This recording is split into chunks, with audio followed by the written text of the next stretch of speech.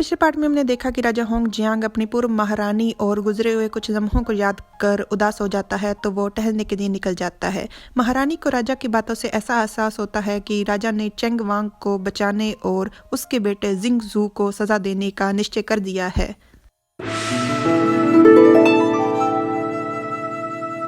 Hello everyone, मैं तुम्हारा हूँ पार्ट 102। महारानी अपने इस एहसास के कारण तुरंत घुटनों के बल बैठ जाती है और मिन्नत करते हुए राजा से कहती है, महाराज, मुझे भ्रम हो गया था। मैं भी तो एक साधारण स्त्री ही हूँ। मैं हर दिन महाराज आपके, हमारे बच्चों, हमारे घर परिवार के बारे में ही सोचती हूँ। जिंगजू अभी बच्चा है, उसकी कोई संतान नहीं। मेरी इकलौती उम्मीद यही है कि उसके तीनों बड़े भाई राज परिवार के सदस्य होने के नाते उसकी मदद करें, उस पर अपना अच्छा प्रभाव डालें। पर मैंने ऐसा कभी नहीं चाहा कि सबका प्रभाव राज दरबार के मसलों पर पड़े। मेरे मंदबुद्धि भाई ने किसी से सुन लिया कि नियम अनुसार चेंग वांग फई यहाँ रुकने की जगह रणभूमि में चले गए हैं, और उसे ये भी नहीं पता था कि महाराज ने स्वयं वांग फई को सेना के साथ जाने की अनुमति दी है। इसलिए उसने राज दरबार में इस तरह की बात की। कृपया महाराज, आप उसे नजरअंदाज कीजिए। राजा कहता है, उठ जाओ, बस ये बात यहीं पर खत्म हो गई, और आइंदा से भविष्य में कभी भी जिंगजू के सामने ऐसे भयानक सुझाव पेश मत करना। रानी कहती है, जी, भविष्य में मैं अपने कामों और शब्दों को लेकर सुचेत रहूंगी, ताकि महाराज आपको किसी किस्म की मेरे कारण कोई परेशानी न हो। अंदर से रानी पूरे गुस्से और आक्रोश में भरी हुई थी। चेंगवांग महल के सामने बग्गी आकर रुकती है और राजकुमार मुहान की माँ को उतारते हुए कहता है, फौरन ध्यान से।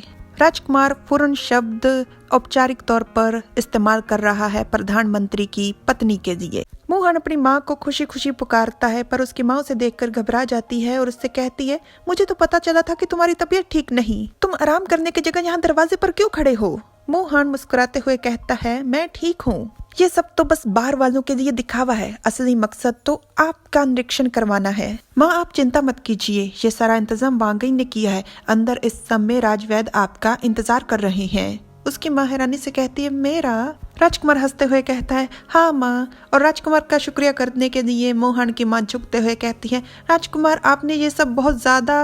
और मुहान अपनी माँ को झुकने से रोकता है, पर उसकी माँ अचानक से बेहोश हो जाती है। मुहान चिल्लाता है, माँ, और राजकुमार माँ को गोद में उठा कहता है, जुनकिंग, तुम राजवैद जियांग को कमरे में ही दे आओ। मुहान कहता है, ठीक है।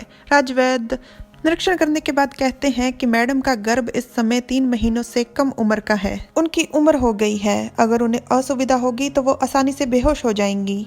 उनके लिए यही अच्छा होगा कि वो ज्यादा से ज्यादा आराम करें। मैं उन्हें कुछ दवाइयाँ दे देता हूँ। जब तक वो दवाइयाँ देती रहेंगी कोई भी गंभीर समस्या नहीं होगी। राजकुमार कहता है, शुक्रिया राजवैद जियांग। बात यह है कि इस समय इस बात को किसी को भी बताया नहीं जा सकता, तो मैं उम्मीद करता हूँ कि आप भी इसे एक राज ही रखेंगे। राजवैद जियांग कहते हैं, चिंता मत कीजिए वांगई, मैं अच्छे से समझता हूँ कि क्या कब करना है। राजकुमार कहता है, शुक्रिया, चलिए मैं आपको बाहर तक छोड़ाता हूँ। मुहान की माँ को होश आ जाता है। वो कहती है, मुहान जियांग। मुहान दौड़कर अपनी माँ के पास जाता है और उनसे पूछता है, माँ, क्या आपको अच्छा महसूस हो रहा है? तो उसकी माँ कहती है, चिंता मत करो, मैं ठीक हूँ। पर वांगई? मुहान हंसते हुए कहता है कि बात यह है कि वो वही करता है जो वो करना चाहता है, और वही बोलता है जो वो बोलने की सोच रहा था। अब जो उसने आपको माँ कहकर पुकारा है, तो वो आपको माँ मानता भी है। आप कुछ ज्यादा ही सोच रही हैं, वो आपकी बहुत इज्जत करता है। तो मुहान की माँ कहती है, पर वो सब लोग राज परिवार के हैं। भले ही ये तुम्हारा अपना महल है, तुम्हें फिर भी सावधान रहना चाहिए कि तुम कब क्या बोल रहे हो। क्या तुम भूल गए कि मैंने तुम्हें पहले क्या कहा था? भले ही वांगई तुम्हारे साथ कितने भी अच्छे क्यों ना हो, तुम हमेशा उन पर निर्भर नहीं रह सकते, और ना ही इस चीज का कभी गुमान कर सकते हो। चाहे कुछ हो जाए, तुम्हें नियम नहीं भूलने चाहिए। उनकी बात को राजकुमार की आवाज टोक देती है, माँ, आप चिंता मत कीजिए। मैं जिंग शाओ अपनी इस पूरी जिंदगी में और कोई भी उपपत्नी नहीं दूंगा। और जाकर मुहान को अपनी बाहों में ले मुस्कुराते हुए कहता है कि ये मेरी जिंदगी में इकलौता है, और आप जुनकिंग की माँ हैं, तो स्वाभाविक सी बात है कि आपका अधिकार बनता है कि मैं आपको माँ पुकारूं।